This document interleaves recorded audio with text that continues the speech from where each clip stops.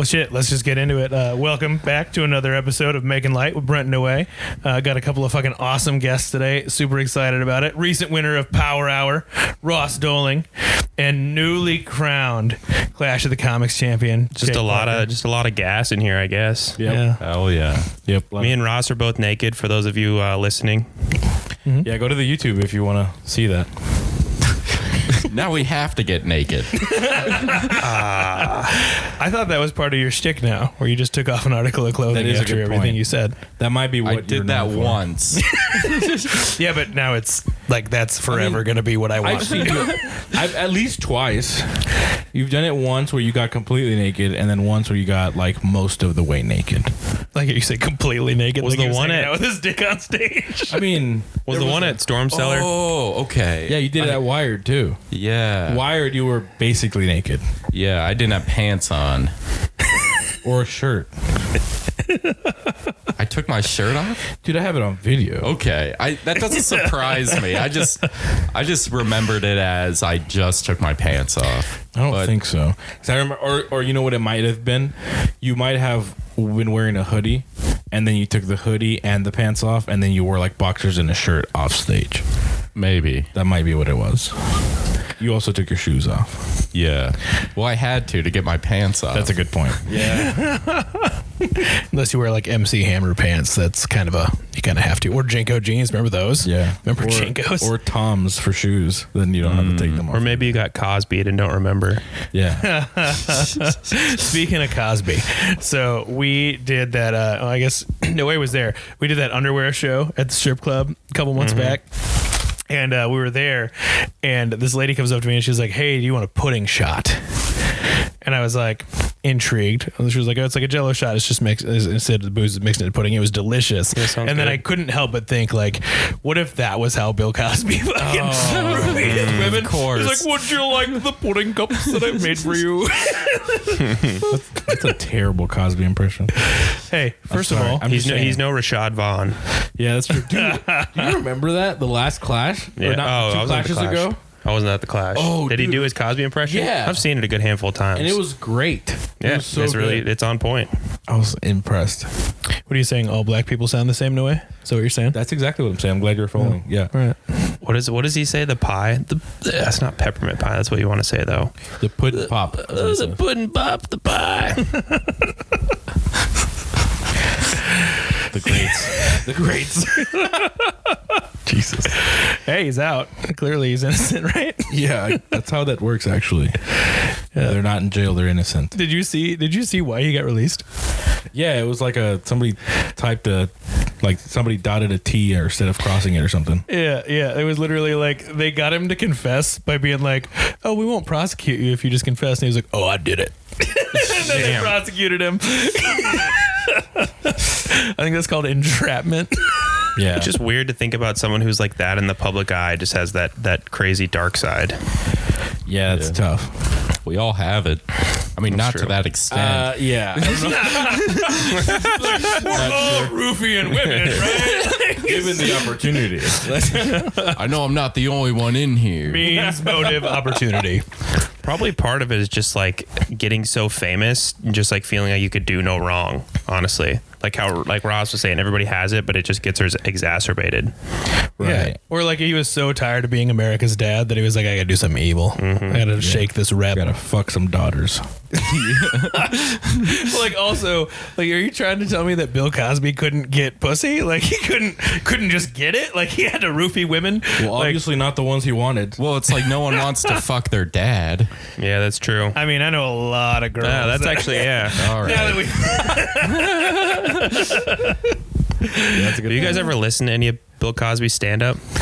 I have before. I don't actively do it anymore. long I've time. heard it's like really good, but I don't think I've ever listened to it. It's fine. I remember in Comedian, Chris Rock is talking about seeing him and saying how he had like seen him do 2 hours before and like saw him do 2 brand new hours and was just like amazed at how much he put out. Which is crazy. That's crazy that that's a thing. That was like my favorite scene in Comedian. I don't know if either of you have seen Comedian. You got to see it if you haven't. think I've It's seen a documentary of Jerry Seinfeld doing basically like making a new hour essentially from scratch in like 2002. I'll check is- that out. I have not seen it. And it's just, I don't know. There's a guy named Orny Adams in it. He's crazy. He is. He kind of like makes the whole movie. You'll watch it and you'll be like, everybody is Orny Adams to some extent. Yeah. Just like super neurotic and like hard on himself and just a crazy guy. Can only check be it out. happy for 3 minutes. Not a terrible rule. I think there's a lot of guys that can accept that. Yeah, John Snyder's one of them. I think it's hard for anybody to Fuck be John like Snyder. sustainably happy. Yeah. If you think, because I think what happens to Orny and what happens to all of us is like you think that one thing is going to make you happy if you achieve it, but that's not true. It's just about like, you know, the journey over the destination, so to speak. I think it's more about having a goal to like work, something to work towards. Like when you're working, You'd get towards so something. bored if you didn't. Well, I feel like that's also the See, benefit. that's the boredom is like there's the upward spiral and the downward spiral, and like the line between the two is content and bored. And like bored is where you start the downward, and being content is the upward. And well, I guess that's all I have to say. I think that's interesting that you both you pointed out boredom, and like having a goal is, I think we're like being content kind of comes like, I think whenever I have a goal, like I feel more content, I guess. I feel like I go through that every day. Like I'm sitting at home and I'm content, and then I'm bored, and then I masturbate, and then I'm depressed. Yeah. I'm sad. And then you masturbate again to cure the depression. Yeah, it's like a it's Louis true. C.K. joke. It's just like what Louis C.K. does. Yeah, that's true too. Yeah. Art mimics life, as they say. We all have a Louis C.K. in us. Ross, didn't you read a book on boredom? Yeah. I listened to an audiobook about boredom. Was it boring? Did you finish it? It was fascinating, actually. Oh, that sounds. That's like, what everybody fucking says. Well, doesn't that mean- that was Is a it boring? clicky joke. It was a hacky joke. But It was doesn't it fair. actually mean that it was a terrible book? Because it's like, It's about boredom. It's not trying to be boring. It's just okay. trying to like be insightful and like help people gain perspective on their boredom. I think that boredom is very important for like coming up with ideas. Yeah. Because if you didn't have Yeah. any slack in your life, you would never have any novel ideas or anything. No, that's Right. true. well, that's the problem with like phones, right? Like with the reason why people are less creative today is because you're never bored.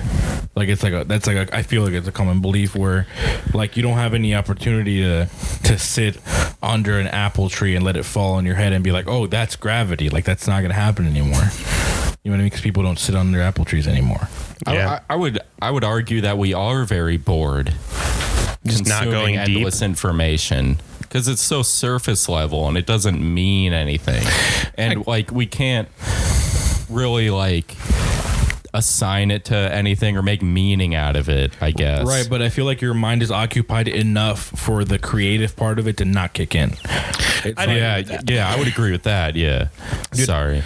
Some of my like favorite bits that I've written, I came up with like when I was riding my motorcycle with no headphones in. And I'm just like, I used to ride like an hour to work every day with no headphones in, and you would get like almost like high thoughts. Yeah. You know, because you're Hell just nothing else to think about, just watching it fly by, and you're like, oh, all right. And your mind would start to wander. I was recently reading this book called Deep Work, and he was talking about how like the importance of not working all the time, because when you're like not focused on work, your brain connects all these thoughts that like you can only connect thoughts in a certain way when you're not like actively thinking.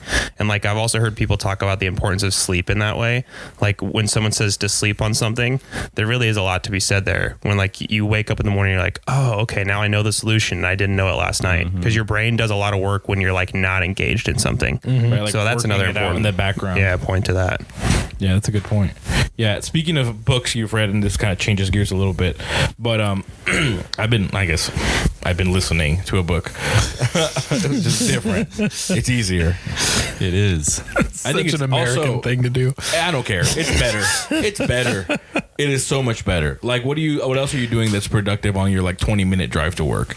You know what I mean? Like, listen to a book and like You could listen to nothing and have high ideas like Brent. Yeah, you could get bored, you asshole. Actually come up with new material. Get bored and get mad at people driving. Yeah. I do a lot I've of been that. listening to this book, and I wouldn't call it a self-help book, but it's just kind of, it's a like an autobiography / self-help of David Goggins. Can't Hurt Me. Yeah, I've been listening to that, and it's hardcore, man. I'm not even halfway through it, and I've cried like 3 times. Yeah, David Goggins is a hardcore guy, dude. Who's gonna carry the boats? Exactly. Yeah. Crazy. But that stuff, it's wild to hear somebody, and I think this speaks to like how malleable our minds are as humans, how like we'll just kind of follow, because I catch myself being like, yeah, that's exactly what I need to do, and then I'm like, catch myself, I'm like, what the fuck are you talking about? Like, you know what I mean? Like you're not like, yeah, maybe you do need to do that, but also like relax. You know what I mean? Like why you don't feel like that way until this guy feels very passionately about it. And it makes sense, and like that's the point of those books, right? Like he's drawing good points and like helping people draw to those like valuable conclusions, but also it's like they're not necessarily your own thoughts. Mm-hmm. Right, but think about this. So I love that you said how malleable we are, right? Because like David Goggins said something on an audiobook that caused you to have that reaction, right? Now think about how many like cult leaders and like terrible people, right? Like got people to follow them on that same premise because it was in person. And then there's never a day they're not giving you that rhetoric. So you're just constantly like, yeah, right? Like it is kind of crazy how easy it is to get sucked into something when somebody's talking to you super passionately, even if it's about something like you wouldn't normally agree with. Like Kim Jong-un. I think the thing. Sorry, go ahead. I was just gonna say, like, it's almost like when you're watching like a sporting event you've never seen, like maybe during the Olympics or something, and like you've never even heard of this thing. Like maybe it's like, I don't know, like curling, I guess. Like I guess we've all heard of it. So, but I never watch curling until like it's on. I never really watch anything unless it's on, I suppose. But like all of a sudden, like after like 10 minutes, I'm like yelling at players to like do things. Yeah, faster. And I don't know, it's amazing how, I don't know, just how malleable we are. Like how involved you'll get in something you have no opinions over, and suddenly you have really strong opinions about it. Yeah. That's why I don't watch the news, because yes, dude, it's just not very informative. You know, I mean, it is informative, but it's like, what is the purpose of being constantly informed? There's a cost. There's a cost for the information too. Like the cost of you being informed is also, we're going to try to make you feel a type of way about this information. That's it. That's the spin of it, right? Like I really wish that we could go back to the days where you sat down and the news was just like, this is what happened today. And then Walter like Cronkite. You can sit there and be like, oh, I don't think that's right. Or I do think it's right, right? Like stop telling me how to think and just tell me what happened so I can make up my mind. Right. And I don't even think people, well, I guess never mind. I'm not going to assume what people did, but I think for me, if like facts were presented, I don't even know if I'd form any opinions. Right. Just be like, okay. You would just accept what happened. Yeah. You'd be like, damn. Yeah. Or like maybe you'd have opinions, but you wouldn't feel like pushed to share them. You know what I mean? Like, right. I had a perfect example of this today that happened, and it just bugs me. And every time that I encounter it, I try to like make sure I'm doing something in the algorithm to that I don't see it anymore. I don't like super opinionated articles. I saw an article today that said, what did it say? It was about the Johnny Depp Amber Heard thing. And it was like Johnny Depp tries to spin voice recordings of his abusive screaming something. And like off the top, it doesn't seem crazy. You're like, oh, this is just what he did.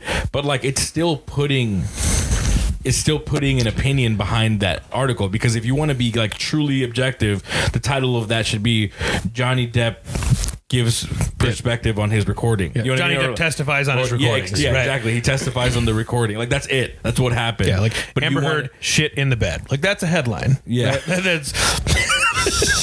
Yeah, that's. I mean, like what they say about social media. Like one of the scariest things is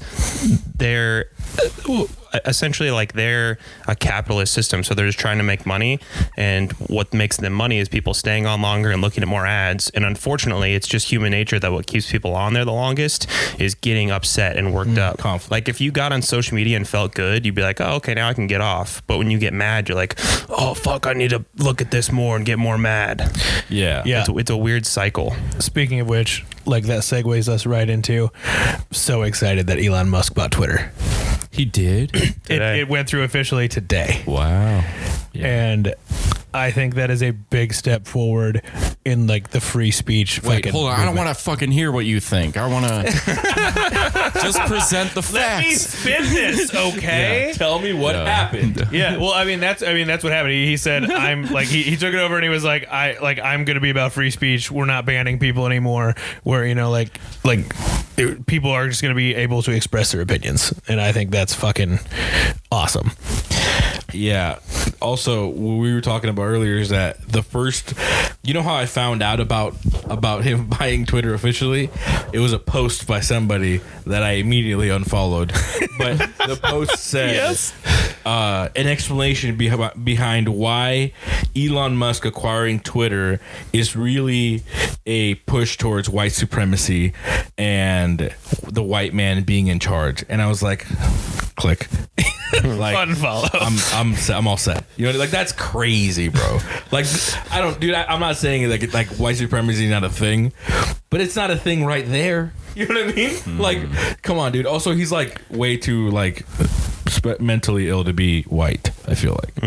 Like I personally, hot take coming in here real quick, but I think that like people who are all this is gonna sound terrible. But like, and obviously I'm joking, but I feel like people who are all like have that like Asperger's or whatever, like that's a different race. You know what I mean? Because like they all act the same. The things that make us Mexican, white, and like whatever race you are almost always culturally. Like you can like hear somebody sounds Mexican on the phone, or they sound black, or whatever it is. So like all of the people who have that sound the same. So like that's they should have their own word that they can say and we can't. You know what I mean? I like to identify as a little bit Asperger's. A group of people here sound the same. Yeah. Noe Ramirez. Literally. I'm just adding a group of people to the list is what I'm doing. You know what I mean? That is interesting. The thing that's interesting about that too is that's most of the really successful entrepreneurs tend to fall in that category because they're so divorced from reality that they can like come up with these crazy ideas and not be like, oh, that's never going to work. But they can actually like see them through, like Steve Jobs, Elon Musk, Jeff Bezos, like anybody like that. They're just divorced from reality to an extent. Yeah, but that makes you almost more productive. Yeah, you don't listen to all the chatter. You don't and care people about saying it. you can't do it, or like the unlikeliness of it not working. A lot of times you don't even know that the chatter exists. You're just like, I'm just gonna do this, and then you especially a guy like Elon Musk who's already been successful at doing crazy shit. Like, who ever thought? I didn't even know you could make a rocket ship on your own, like a private company. You know what I mean? Yeah. Like, I didn't know you could. I thought that was like some shit you had to like be in the government for. Yeah. But like apparently not. we could have done that. Like I was used to be a mechanic, right? Like I put like engines in cars that they weren't supposed to be in just for fun. Like I didn't know you could take that to a really high level. Yeah. You know what I mean? And like be doing shit that you should be doing in your garage, but happen to have a ton of money. So now here you are going to Mars. Elon Musk, it reasons from first principles, just meaning like he never accepts things as they are. It's like he does like the why thing. Like why? Well, why is it like this? Why is it like this? Why aren't rockets better? Well, why doesn't anyone make them themselves? Well, why can't I do it? Well, why? Until he finally gets to the first principle of things. And I think that like You say first principle? First principles, yeah. So like going down the why rabbit hole to figure out, because I read this book kind of about that too, and it was like essentially he sees space as like the next frontier to kind of like save humanity, and he's like, well, why do people just rely on the government for that? Is that just something? Basically, I think essentially the NASA wasn't really making money, so that's why they stopped allocating money to towards it as a government. And then from there, he was like, well, how hard can it be to build a rocket? I'm going to learn everything about it because he's a genius. And it's just, I think that everybody can use that in their life to some extent. Like, why do I think the way I think? Is it because I actually think that? Back to your original thoughts. Is it because like society told me to think a certain way? Yeah, it's like accepting people's rules, or not even rules, but accepting like the common way of doing things as the way of doing things. Like, why is that the way? Yeah. You know what I mean? Well, and even that's something. Nothing pisses me off more than a foregone conclusion. You have an example? Drops the mic for those not watching. I don't know. I don't know if I really have an example, but just like any assumption, really, any like, and just going into something thinking you know how it's going to be. Yeah. You know what? Yeah. That is a good point, because people or like the way things are the way things are. Like when I worked at Panera, a lady asked for a to-go box, and we don't have those. So I brought her she wanted to put a sandwich in something. I brought a soup cup for like a 4-person soup and a lid. And she's like, no. This is for a sandwich, you silly goose. And like, that would fucking fit in there, right? I don't know. Like, It's a container, but you fucking food in it. Yeah. Like, I don't know. Like, I think I will admit that part of this hill is that I felt personally rejected, maybe. But also, like, use your imagination a little bit and put your sandwich in a cup. It's a cup. We can hold a sandwich. I think that honestly, though, that kind of goes along with what Jake was saying about like reducing the thing down to its core. Yeah, like, does this hold a sandwich? What do you Yes, need? it does. Yeah. Exactly. Like, what do you need? You need a box for your sandwich. Well, you actually just need a container of any sort. Exactly. How can I get my sandwich home safe and sound? Like, if you really wanted to, you could just cup your hands around this sandwich, and that would be fine. That's how people used to If drink you didn't water. have to use your hands. Right. Maybe Before you're the walking cup. home. Yeah. Technology. I think to me, like, the most interesting thing about thoughts too is like, what really is an original thought? Because you've been like hammered with information since you were like a little baby. So there's really not that much that's really a truly objectively original thought. I feel like I have this conversation a lot about jokes. People are like, well, I don't want to do something that somebody else has done. And I think that obviously you shouldn't ever take from someone else Purposely, yeah. but we all live similar lives to an extent, but we have like our own views on things. So if you have a joke that's similar to, like, it feels like everyone always gets upset about like, oh, you know, Chris Rock did this joke in like 2004. It's like, well, if it's your own original thought on it, then go ahead and work it out. You like, can have multiple jokes on the same premise. yeah. You know, that's just, I'm with you on that. Like, when people are like, oh, I can't do that because I've heard a joke about the same topic. I'm like, every fucking topic, frankly, Right. unless something brand new happens in the news, has been done. Yeah. Like, jokes aren't really about like the topics per se, like airline food or traffic or jerking off. They're just about like our emotions around them. Your That's why- experience. Yeah, that's Yeah. why you can relate to, you know, like a black guy who's like only grown up around black people, or like a woman and like her problems, or like a gay person and their problems, because we all have problems, or we all have like, you know, anxiety, embarrassment, you know, whatever. And that's what a joke is really about. For sure. Yeah, it's all about your experience. And I think that kind of relatability. crosses over to like what you were saying, thoughts in general. Like how, like, the only thing I feel though a little slightly different is that although yes, your thoughts aren't completely original because at some point somebody has thought that exact thought.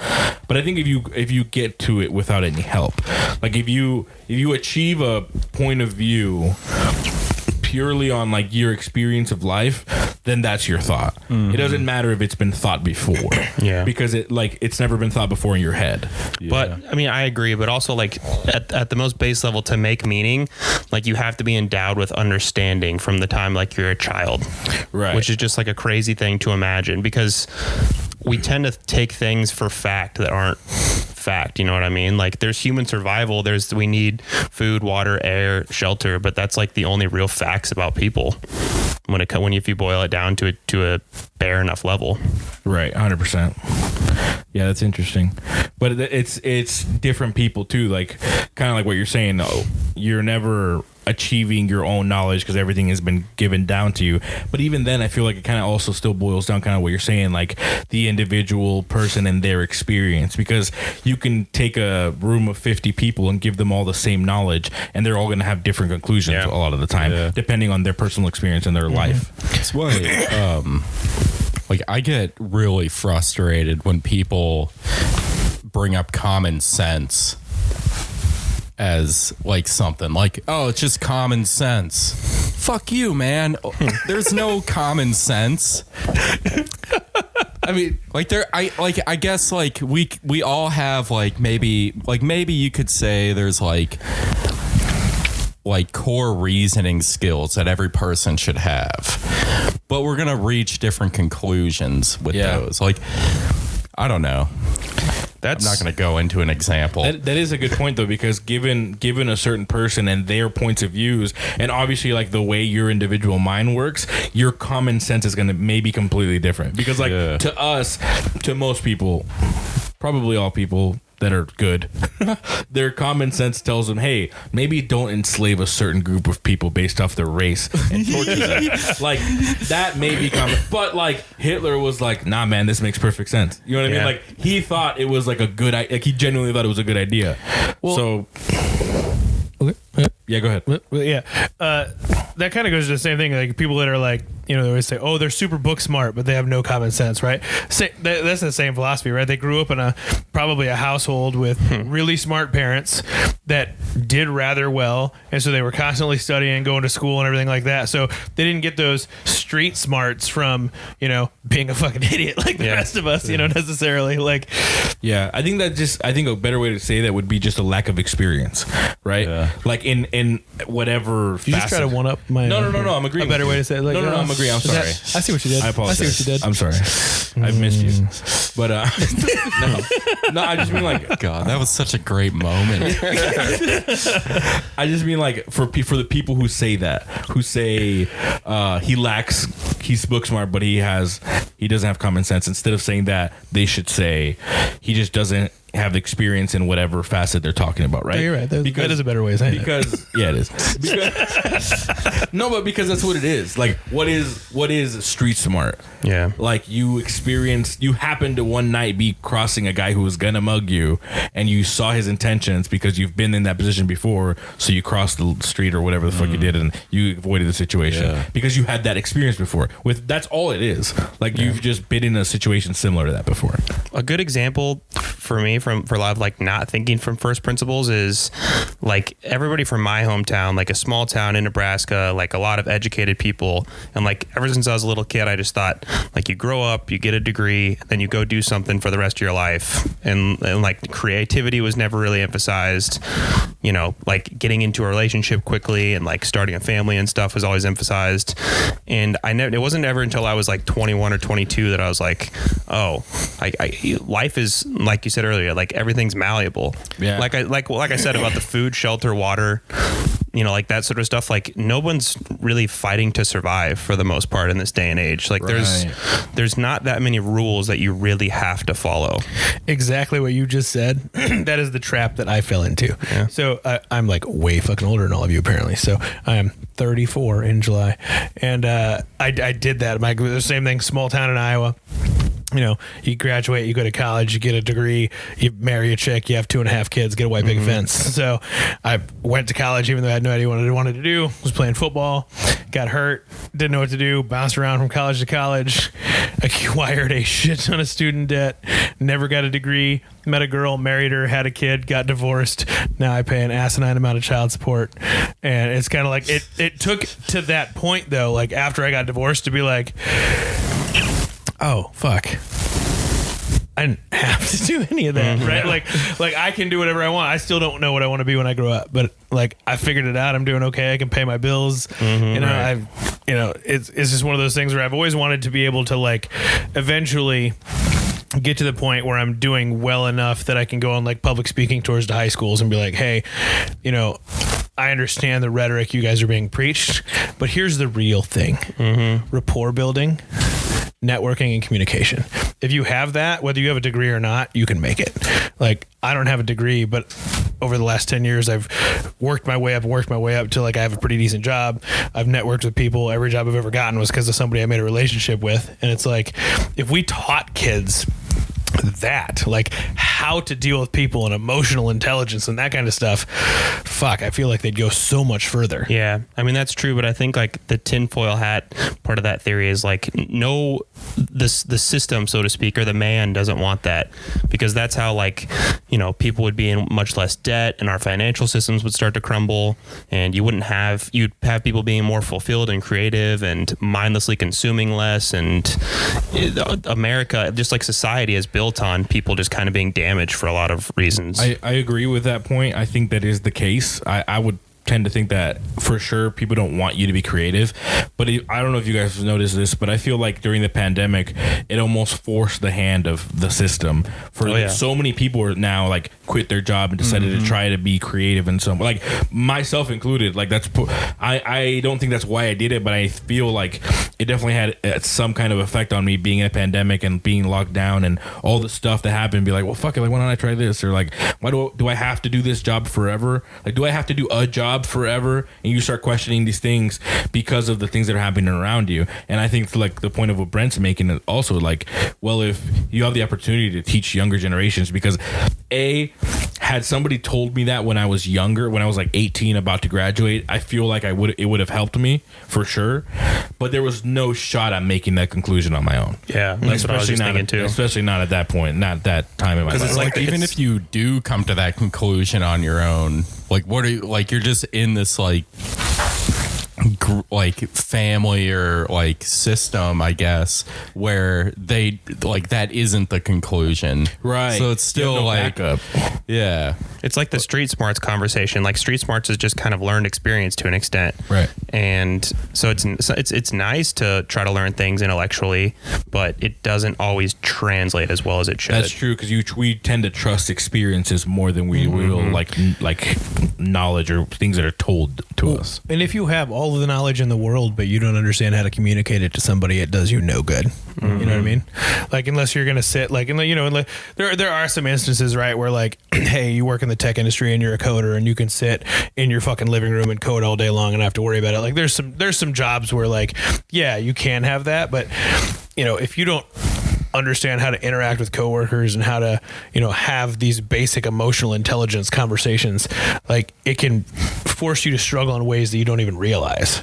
Yeah. Like even if your career is fine without all that, like that's only 8 hours of your day, hopefully. Yeah. Right. Hopefully it's only 8 hours of your day. Kind of speaks to like the complexity of like the human experience, because you can put all of your effort into like making sure your career is good. Like, oh, I'm not stressing about money at all. But when you're doing that, there's a high probability that you're going to be stressing in another area of your life that you've now neglected, trying to make sure this area was good.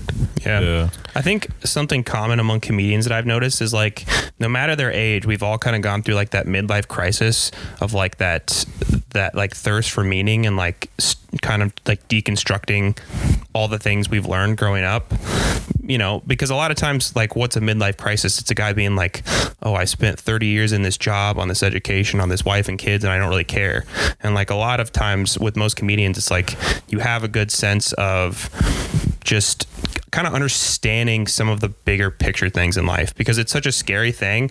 You have to love it, and B, you just have to realize like nothing's that big of a deal. Like a lot of times people say, oh, I could never do stand up, I'd be so embarrassed or whatever, and it's like after you bomb a few times, you're like, oh, nothing is as big of a deal as you make it, is like one big takeaway for me. Yeah, for sure. After you cause like one nuclear disaster, like you realize, it's not really that bad. Life goes on. In life, I could still work at the nuclear power plant. you're not wrong though, because you know what happened after every nuclear disaster in history? Life indeed went on. You know what I mean? Like, it's not like it ended. Dude, Japan is thriving. Yeah. Life does go on. Just throwing it out there. Hey, fun Jake, fact. I didn't mean to I don't know, belittle you or anything. No, it's a good point. Fun fact. Just my pattern recognition. Do you know the two planes that dropped the nuclear bombs, right? The Enola Gay and the other one, who knows? I don't remember what the other one was called. I didn't know they Guess where they were had made? names necessarily. Guess where they were made? Japan. I don't know, Iowa? Right here in Omaha. Oh. Right here in Omaha. So Makes Yeah. me sad. I knew we had a lot of World War II stuff in Nebraska. the Air Force Base was originally built to be a plane manufacturing plant for World War II. Offutt? When it happened. Yep. Fun fact, Kiewit built it. That's where I work. That's how I found out. It was part of their culture school. They were like, we built the planes that dropped the nukes. And I was like, yee. Yeah, maybe leave that one out. Yeah. But it was, I mean, it's kind of interesting that like that piece of history like originated in the middle of the United States, you know? History is so interesting. It is. That's easily my favorite subject ever. Like, if there's something that I get to, if somebody were to put me in a situation where I have to listen to whatever for 2 hours about any subject, and I don't get to pick exactly what it is, I just get to pick the subject, it's for sure history. Like, to me, it's mad interesting. What about like social studies? That's history. Is that the same thing? Yeah. Okay. Kinda. I think social studies talks more about like the construction of society.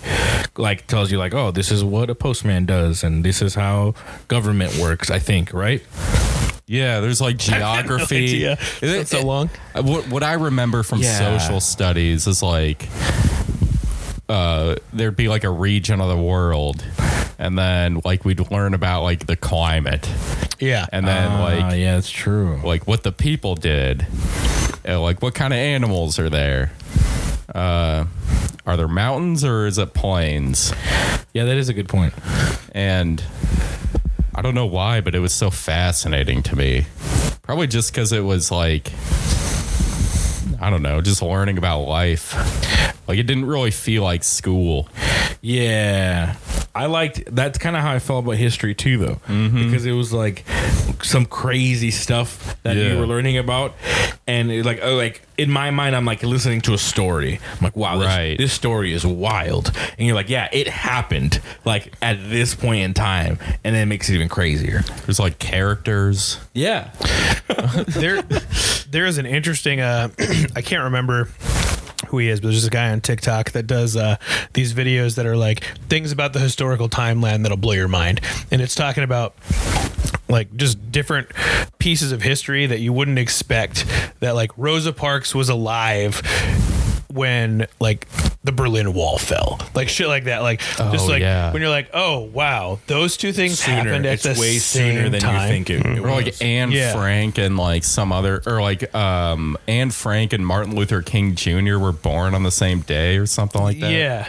Yeah, well, that's like it's a joke, but Rogan has this joke where he makes like, we try to pretend that we're so far removed from like slavery and from this. He's like, people tend to live about 70 to 80 years. He's like, slavery was this many years ago. That's two people. Like that's two people ago. You know what I mean? Like, and like that does kind of put it in perspective for you a little bit. Like that is pretty wild. Well, the fact that like the other one they were talking about is, you know, when the Wright brothers first flew was only 50 years until they landed on the moon. Damn. And like that's fucking mind blowing. That from in 50 years, right? Yeah. Which I've been alive way longer than half of that time already. Like in that amount of time, they went from like building a wooden plane and like flying 2 feet above the ground to landing on the fucking moon. That's nuts to me. Now it's like, all right, 2008, Facebook. 2022, Facebook knows everything about you. Why do you think? Why do you guys think that is though? Because like if that's a normal trajectory, what's the reason for it slowing? You think it's slowed now? I don't think it's slowed. I think it's taken different directions. That's Yeah, what I mean. yeah, That's yeah. what I mean. But I think if you think about it in the sense of like just the way we progressed from that wooden plane to the rocket on the moon, if we were to follow that same style of projection, is that the right word? The next step to where we are at should have been somewhere different than where we are now. You know what I think it might be? No way. Aliens? We're all just sitting around waiting for permission to do the next thing. And like the Wright brothers, That's a like good they just fucking point. decided to make an airplane. That's you like know? Elon would make it amazing. It's a fucking thing. Yeah, Like so, like he's like he uses his like big like idea to buy Twitter, and I don't know why, or I don't know. I have a theory on it. I think like we're just like in a place where like we don't really care. Like everything's been done. It feels like maybe, and there's nothing really left to do. We feel like, but I don't think that's true. Right. I don't either. I think it's just all motivated by profit. So and like power, because like the reason we decided to make a rocket ship so quickly is because we're like, fuck, we're not going to get shown up by Russia. Let's make a rocket. So it's either power and money. So that was power, and now, like I said, in reading that book about Elon, he just makes the point that we're not traveling to the moon and like traveling to space because it just wasn't profitable for the United States government. But what is profitable is like all these corporations like Facebook and Twitter and all these social networks like learning so much about you and figuring out how to get you more addictive. It's just like, it's a huge technological advancement. It's just not that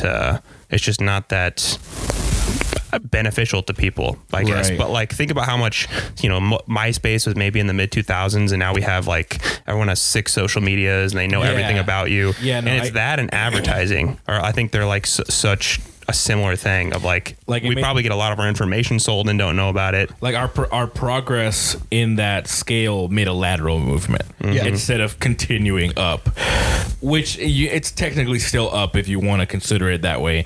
But I think it's kind of like to what you're saying. It's not the most beneficial outcome. So I personally wouldn't consider it like an improvement because I think if we were to go back to Facebook of 2017, we'd be fine. Right. You know what I mean? Like, I think the big difference, right, is like this. This has more power than the original computer that sent a fucking man to the moon. This. I guess that's the trajectory it's taken, right? Is like, now we're like, how can we build faster technology, more, bigger memory, smaller, all that kind of stuff. But what you just said, Jake, is exactly why I was excited that Elon Musk bought Twitter. And maybe some of it is the fact that, I don't know if he has Asperger's or he's a little bit autistic, whatever it is. Like, maybe some of that is the fact that he never gets emotional, right? And he does always deconstruct to the why. Why is this happening? Why is this happening? And I think having that type of person as a CEO benefits. You don't hear like workers working for Tesla have terrible conditions like fucking Amazon workers, right? Yeah. Like, that's the type of guy that I think should be in charge of a company, where he's constantly going like, what's the logical thing? Like, what makes the most sense for everybody? And so that's the reason I think I was excited to see him make that purchase. So do we think that because he's now made this purchase, do we think that now we're on the brink of like a big development then?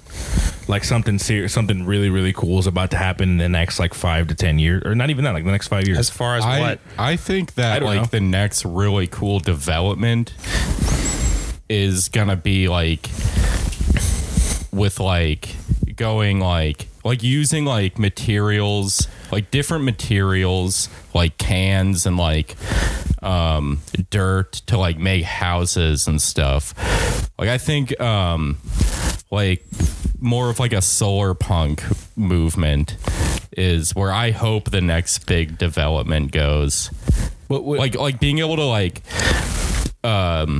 engineer like cars that run on water, or like bikes, like people I guess none of this is profitable, so I don't know.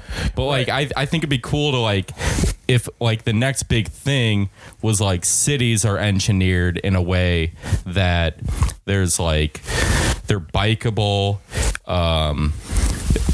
like greenery, like a rewilding perhaps. Like it's almost like the other way, I think. Right.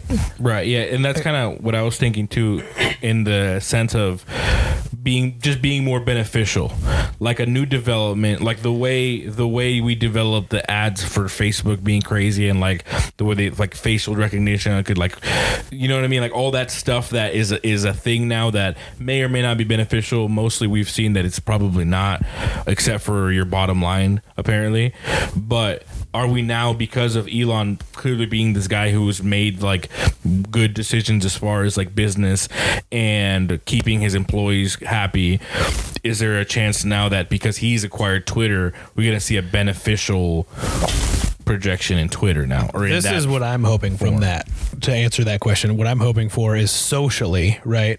He comes in and he takes like what he said and does it, right? Where it's free speech, as long as you're not like trying to organize riots and shit, like it's free speech. And what I'm hoping happens is, as a country and as a fucking world, we see, oh, look, all of these people are back on here giving their ideas and nothing is fucking changed. Right? Like, oh, it's not a big deal. People are talking. They're saying words. Yeah. And this is parroting something that, you know, they said on Joe Rogan, but it's so true. I was watching the episode where he had Daryl Davis on, who's a guy that, like, he's a black guy who's personally converted 200 KKK members and Nazis out of their beliefs, and like has their robes and shit they've given him. And what he was talking about is, he was like, when you ban somebody or deplatform them from Twitter or anything, all that does is it forces them away to go be with people that think like they think. Now they're just going to go join a Reddit site that has all of their same beliefs, and they're going to be in that echo chamber, as opposed to if you're in a public forum and people can, you know, give you facts about like, hey, but what if you think about it this way? Not that anybody's mind has ever changed on social media, but like exposing them to those ideas to where they can slowly, like what he says is, he goes, it's like planting a seed, right? And you have to water it. So he goes, I would sit down with these guys with the KKK and they'd be like, well, one of the things he said, he's like, well, black people have a gene that makes them inherently violent. And he's talking to this guy and he's like, well, I've never been on welfare. I've never committed a crime. I've never been violent. And the guy's like, well, your gene is latent. It just hasn't kicked in yet. And he's like, well, that's stupid. He goes, you're a serial killer. And the guy's like, what? And he's like, yeah, all white people are serial killers. Name 3 black serial killers. And the guy couldn't do it. And he was like, yeah. He goes, well, I've never killed anybody. He was like, yeah, your gene is latent. And he's like, well, that's dumb. And he was like, right? Of course it's dumb. And the guy changed the subject, but I saw him think about it, like, first. Just checked it. Yeah. And he goes, 3 months later, the guy mailed me his robes and was like, this is bullshit. Like, I can't do it anymore. So it's like, you know, I'm hoping that if he does what he says, people will be like, oh, like, yeah, words are words. And I think you made a good point as far as like exposing people to positive information, or to just information in general, because I think that's a good, like, Twitter is wild. Like, there's tons of racists on Twitter. There's tons of like crazy people on Twitter. It's still Twitter. So like, it's not like that doesn't exist and now we're going to restore it. I think it's more of the fact of like these specific agendas aren't going to be pushed as much. At least is my hope for it. Yeah. I think I'm hoping that I'm going to get less of those articles we were talking about, how they clearly have a purpose behind them. I'm hoping there's less of that and more, or maybe not less, but just as much of the opposing point of view, so that you have both sides. Mm-hmm. Yeah, I don't know. That's the optimistic perspective. I tend to take the pessimistic perspective that, I don't know, I just don't think there's any recovering as far as like things on social media. I think one aspect of it is face-to-face conversation is so different from social media. Yes. And it's so hard to feel empathy for someone, even if they are making, you know, the the best point.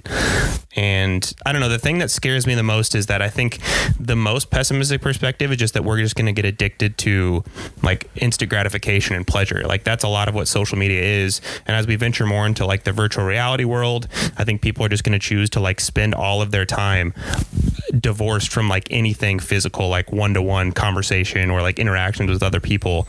And that's just going to kind of be like the next step in humanity, is like divorcing ourselves further and further from just like being people and being around each other. I think that's definitely a possibility, but I think, I don't know, I think that it would still be beneficial for that to be the case with Twitter, where they kind of combat, they present both points of views of any argument, because I think if like realistically people already live on Twitter, people already live on their computers and spend all of their time there, so like I feel like it's almost not even trying to save them from that. It's just like, well, if that's what you're going to do, here's all the information. Yeah, it's kind of like how people, would get upset about going from horses to cars and be like, no, let's still use horses. It's like, no, let's just figure out the best way to use cars, because that's just what's happening now. Right. Yeah, exactly. And I think everybody has to learn their lesson like the hard way, right? Like, it's at the end of the day, it's how we learn, right? Like, There's no easy way. No. And when we're talking about instant gratification, like I think that's always been around, right? Like if you want to get down to it, like video games are instant gratification. Masturbating is instant gratification. How many people are addicted to that? You know what I mean? Like I think you're right in the fact that we're bringing in new things to be addicted to, and it albeit more immersive, especially with the VR experience and stuff like that. But at the end of the day, like at some point you have to take that off and eat, or you fucking die. And then if you do, well, you learned your lesson the hard way, I guess. But what about like a pill that has all the nutrients required for the human body, and you can just swallow that while you're in virtual reality? Ooh. Or even better, an IV. Yeah, just like a feeding tube. Anything. You just... It's scary. I mean, it's going to be, I think the 21st century is going to be change unlike any other century has ever seen by far. And you can't be against it. Like you can't be like, man yells at sky and be like, oh, it's terrible. You just got to accept that there's going to be so many changes that people can't even comprehend right now. But I think that's always been the case, right? Like it's kind of the point you were making earlier. Like it's not the first time it's like mind-blowing change. Like imagine those people, because there's got to be like, there's people right now that are alive that have never used the internet. Like they just live on a farm, or they even live in the city, but they just use they choose to not use the internet. They choose to live their life a certain way. So like imagine when those people are faced with the decision of like, hey, now there's a chip that you got to put in your brain so that you can go to work. You know what I mean? Like they're like crazy steps like that. Like that's already happened in the past, where the same people who maybe they didn't even use a horse, maybe they literally walked everywhere. They had another form of doing things, and then they found out about cars. You know what I mean? Like that was the next big step. And kind of to the point you were making earlier, like the life did indeed go on. Like they had to figure it out. And I think it's true what you're saying, that I do tend to take like an optimistic perspective, but I feel like if I don't do that, I'll be depressed as fuck. Yeah. So, well, I think honestly the biggest difference in the changes now is, yes, there's always been change, but it's never had the ability to be so exponential. Like with the internet, everything is so interconnected. So like the change that used to happen in 10 years might happen in like a month in the 2030s, so to speak. That's true.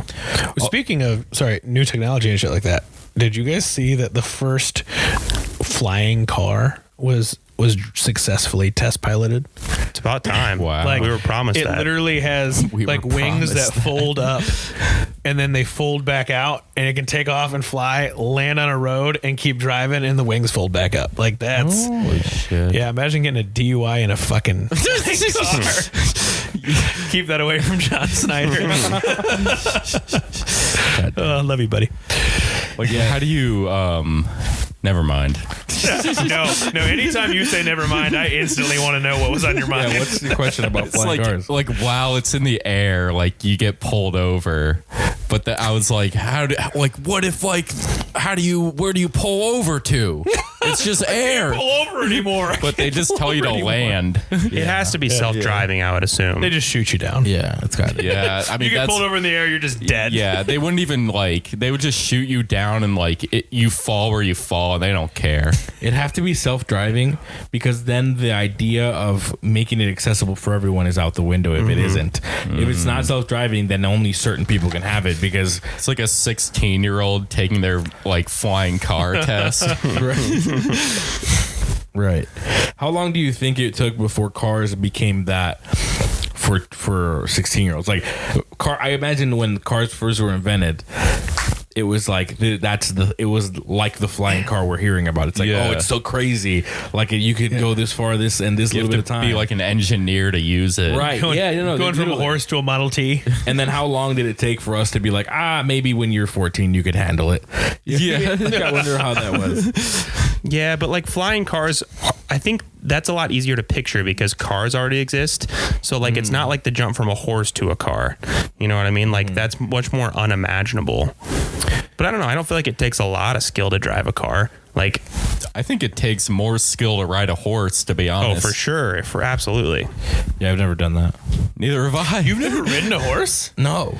Oh, dude, we're going horseback riding. Well, that's where this is about to get real. R.I.P. that horse. We'll put you on a Budweiser Clydesdale. I've been not riding a horse because I feel bad for horses. You know what I mean? Like I don't want to put a horse. That's why Ross doesn't drive. Because he feels bad for cars. Dude, I do feel bad for my car. It's pretty bad. Like, I don't know. I treat my car like I treat myself. I feel a bit forming. Yourself. No, I don't feel bad for myself, I guess. I mean, I do now.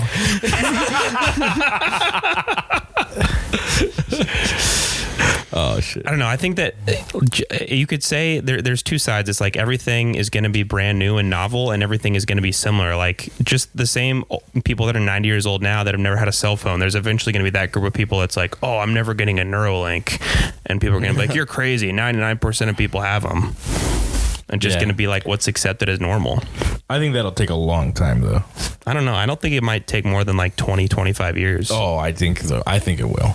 I think that's a big step. I mean, I agree, but I think a cell phone in your pocket to like a chip in your brain is a large leap. I don't think so because more than like 20 years think ago. of how addicted we are to our cell phones. No, for sure, but you can throw your cell phone away. It's true. Like you can just not use your cell phone, or you can leave it at home. Yeah, and what happens when you have an infection from it? Yeah, I feel like the science will be there to where they're like, hey, we're pretty sure we can do this, but then the practical aspect of like testing it and refining that process may take a little bit longer. But who knows? Vaccines are supposed to take a long time to make too, right? Also, that's not the like press conference release information I want. Like, we're pretty sure we could do this. You know, like sign up. Wait, so what are we're talking about like phones in our brain? yeah, like a Neuralink where you could basically you have all the information of a computer in your brain and like you can access it at any time. See, but I think that makes everything so boring. Yeah. In the had book all about the boredom, information? in the book I was listening to about boredom, they had a whole like thing about how like boredom is like occurs when you're like deprived of like your like agency to like make any meaning, or like when you're like stripped, when you're like no longer like the author of your own life, like that's when you're bored. And so like I agree with you, Brent.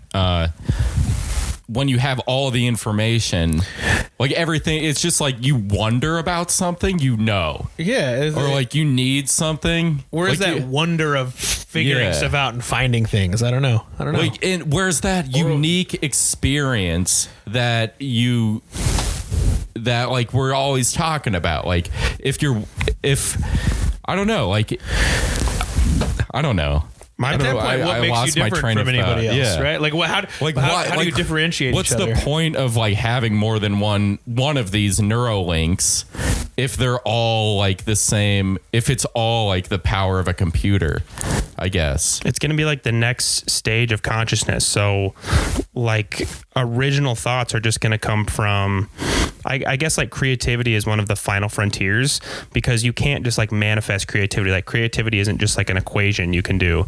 So like, for example, comedy is one of the last things that computers are going to be able to emulate, because comedy takes like emotion and sarcasm and perspective and like, you know, wordplay and all these things that like, yes, a computer can tell you what, you know, 566 times 84 is, but it can't necessarily like tell you what makes like a sarcastic joke funny, because that's a very layered like human thing. So I think that's going to be the last thing that people hold on to.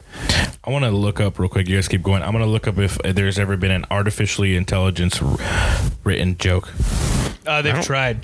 That was on Rogan the other day. Actually, they were talking about it. They've tried, but it's like why AI can't, why they tell you to like type in letters on a website is because AI has a very hard time with like, what would you call it?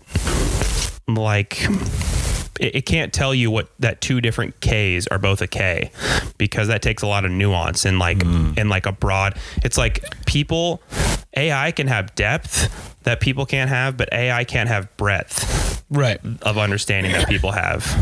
I guess what I was thinking is like that subjectivity. I heard that on a podcast. I didn't come up with that myself. That like subjectivity, right? That you're talking about, that nuance, right? Like, don't you get that from the experiences of learning, essentially, right? When you're going through life. And so like, if all of that information is just there, like, where do you get your life experiences?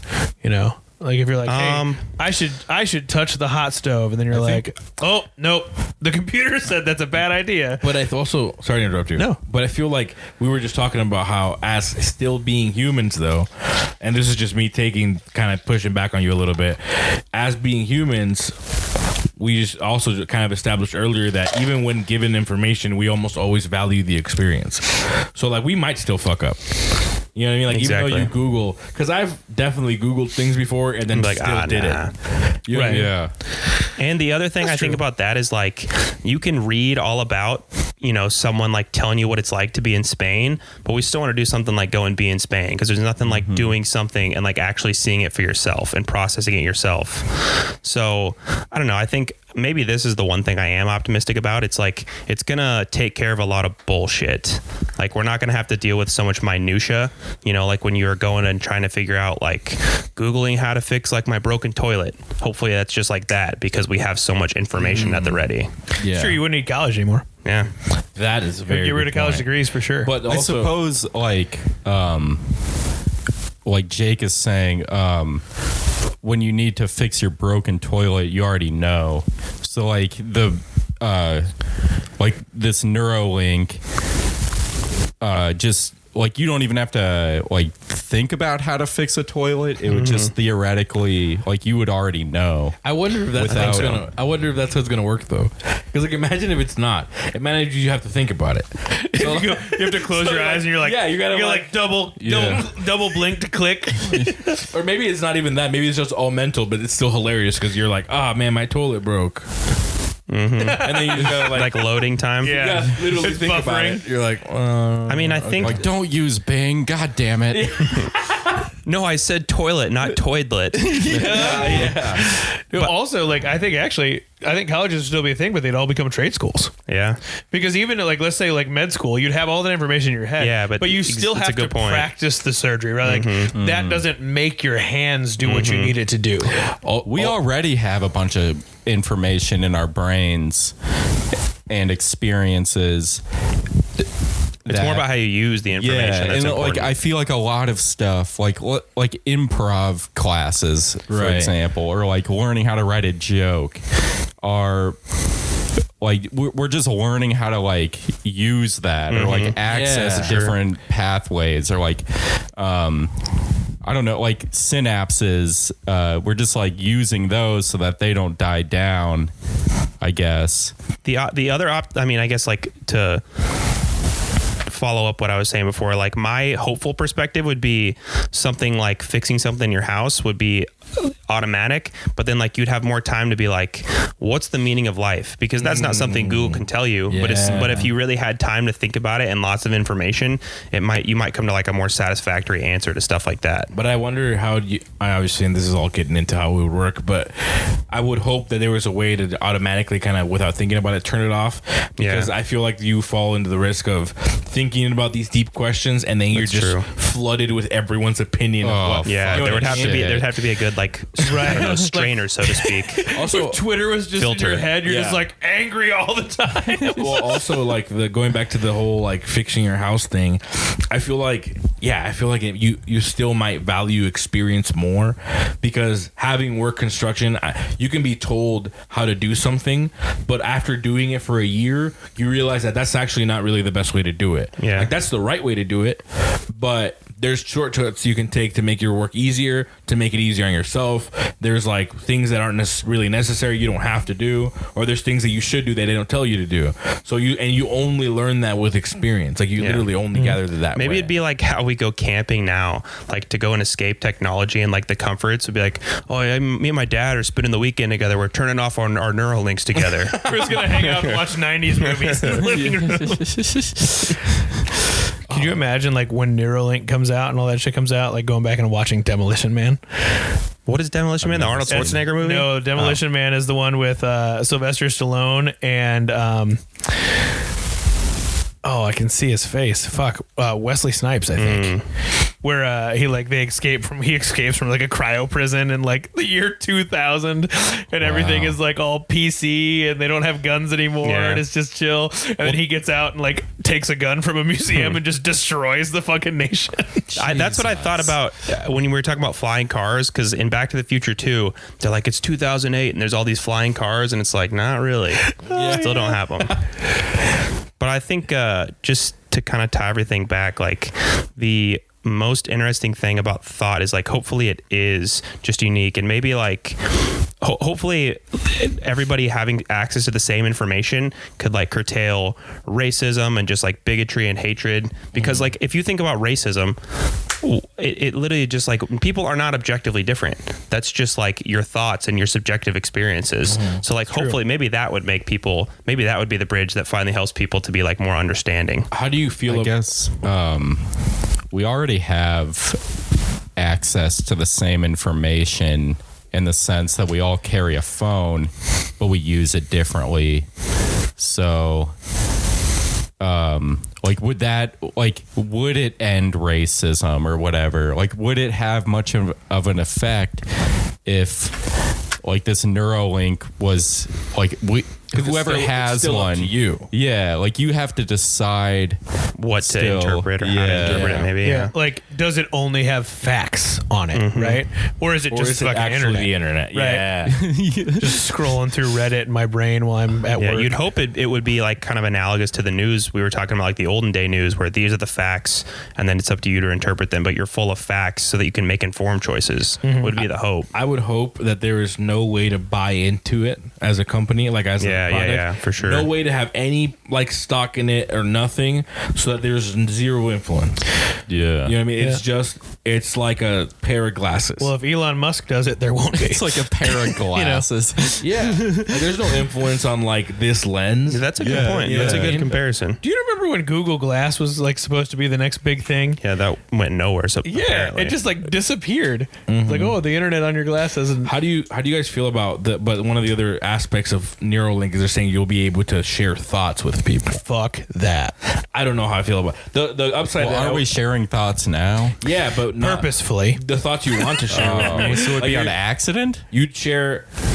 Like you talking about like if they could just hear your thoughts, right? Like well, from what I understand, you'd be able to tell people's intent. So like if I say to you, hey, I have $1 million in my bank, I could be lying or I could be telling the truth. You don't know. You can draw conclusions based off of what you know about me, but you, at the end of the day, you really don't know.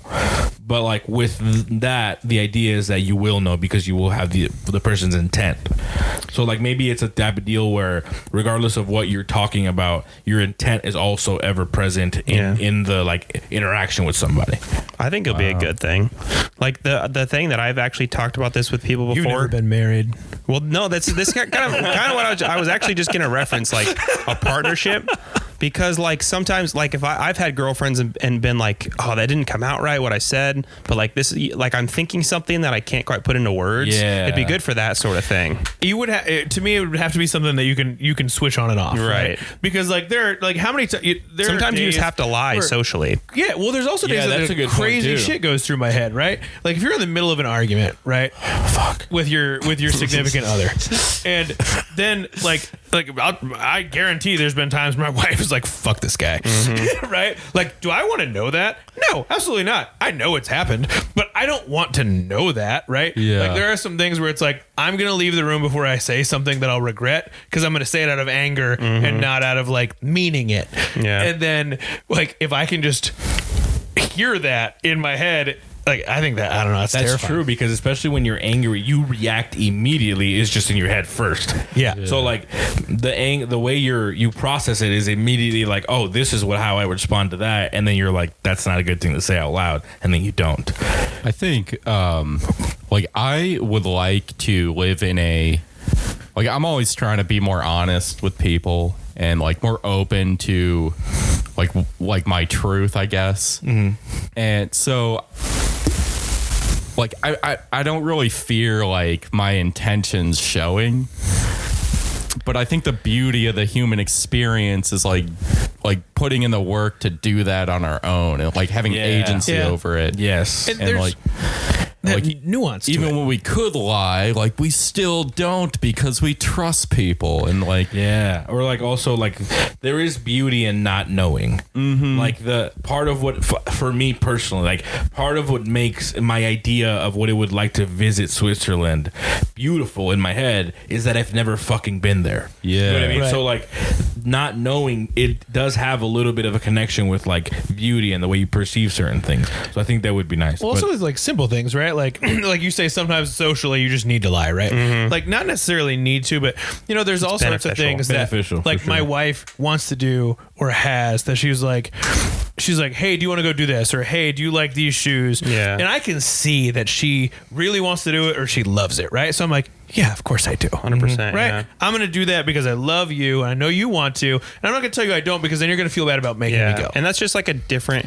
interpretation of honesty. To me, like that is a form of honesty because she's not asking you in a vacuum about the shoes. She's asking for your affirmation. So that's the difference. Yes. Right. And also like doing something you don't want to do has value.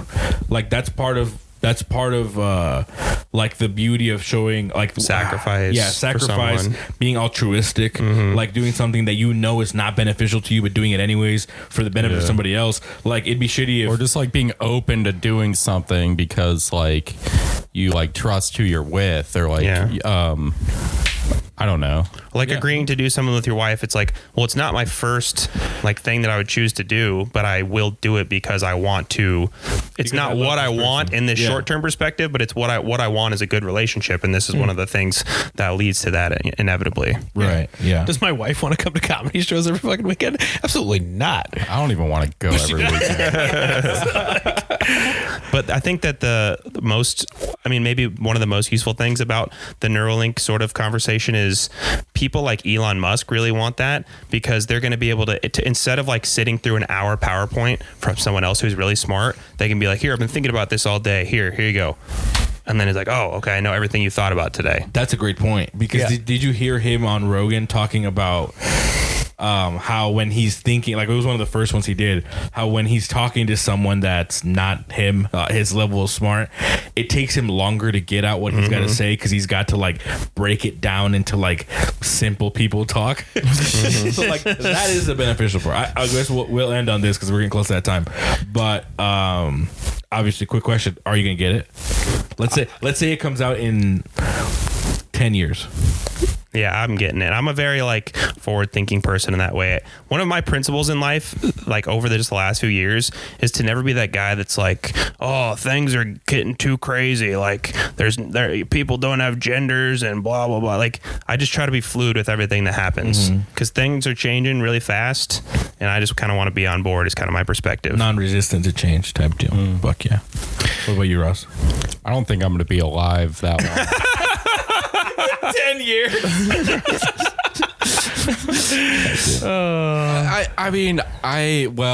Will I be able to afford it? Yeah, that's a good point. Just too. say perfect scenario. Yeah, you perfect can't. scenario. I'm just trying not to answer. I know.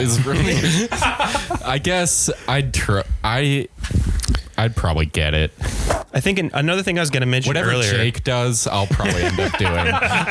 it'll be kind of like a network effect of the cell phone too, because like if all your friends are making plans on their cell phone and are texting in a group chat, well, that makes it that much harder to not have a cell phone. Yeah, that's a really good point. I won't get the first one. It's like it's gonna be like in order to like get on like comedy shows and shit, you're gonna have to have one. Like at a restaurant, if you can't do the QR code with your phone, it's like Jesus Christ, they gotta bring what you a fucking year is menu. it? Dude, so on the cruise, they had a QR code for all the menus, and I always made them bring me a menu. I was like, I would like a menu, please. Yeah, it's Because- so cumbersome. Well, They're not just e- like it's not even that, but I don't want to have to read it on my I want that experience of sitting down and opening a menu and ordering it, right? Like I'm on my phone all the time. Yeah, that's true. That's a good point. Did you My guys? phone's at 1%. Give me a menu. Did you guys catch Louis' new special? Sorry. Not yet. He has this joke that it reminded me of this point. I had thought about it before, but he just put it really well. He's like talking about, I think, his mom dying, and he's like, everybody has to die. It's like you wouldn't want like Pontius Pilate around these days. He's like, people just age out of technology. When you see an old person at a restaurant and they're like, I don't know how to look at the menu, he's like, time for you to die. That's hilarious. Well, dude, this has been a blast. I've had a great time. Are we nay and nay on the first version of the Yeah, I don't think I'm Neuralink? getting the first one. I'll get it probably eventually, but like I'm gonna wait. Like The first one will be like the iPhone 1. Nobody has time for that. I didn't get the first smartphone. You know what I mean? Like I just waited till like there was a good one. Yeah, I'm with you. I like my thing is I like to make an educated choice, like an educated decision. So I like to sit back and watch for a little while and be like, That's also okay. Yeah, that's also the advice I give people when they would ask me they would ask me about a car to buy, and it was like a newer car. Like never, like the rule is you never buy the first one of a new car. So like there's like and whenever a body style changes, like the Nissan Altima was like this for a certain amount of years, and then in 2018 they changed the body style and it was like that for 5 years. Well, you don't buy the 2018, you buy like the 2020 that looks just like the 2018, but they've figured out the bugs by then. You know what I mean? Yeah. Like, it doesn't look different, you wouldn't tell, but all the issues that you would have are no longer there.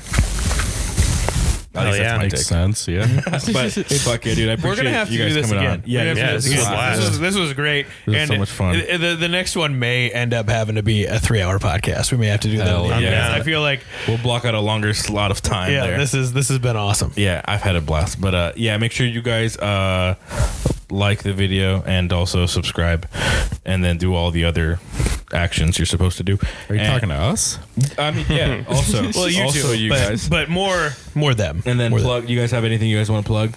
Just Ross's butt. Okay. them. Yeah, you can see it tomorrow night at 7, and then again on Wednesday at 8. Ross's butt, everybody. Get tickets. They're selling out fast. Yeah. We're not going to tell you where it's going to be. We're just going to tell you what time you can see it. Yeah. It's all over town. It's sweeping the nation. All right. Well, this has been fun, guys. We'll definitely do this again. And thank you for watching. Peace.